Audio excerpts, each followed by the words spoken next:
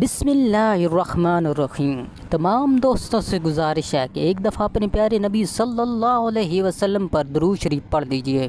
اللہم صلی علی سیدنا مولانا محمد وعلی آلہ وسلم۔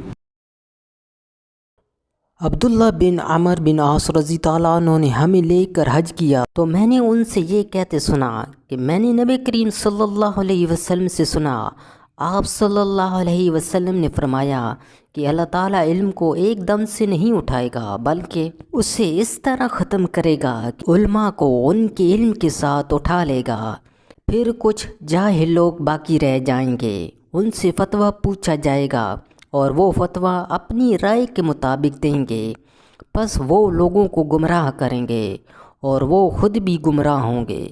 پھر میں نے یہ حدیث نبی کریم صلی اللہ علیہ وسلم کی زوجہ مطہرہ عائشہ رضی اللہ عنہ سے بیان کی۔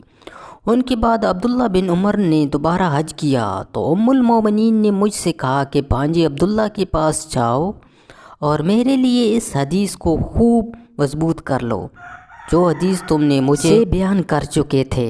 پھر میں نے عائشہ رضی اللہ عنہ کے پاس آیا اور انہیں اس کی خبر دی تو انہیں تعجب ہوا اور بولیں کہ واللہ عبداللہ بن عمر نے خوب یاد رکھا۔ قرآن و حدیث کی خوبصورت ویڈیوز کے لیے ہمارے چینل کو سبسکرائب کریں اور ہماری حوصلہ افزائی کریں۔ جزاک اللہ خیرہ۔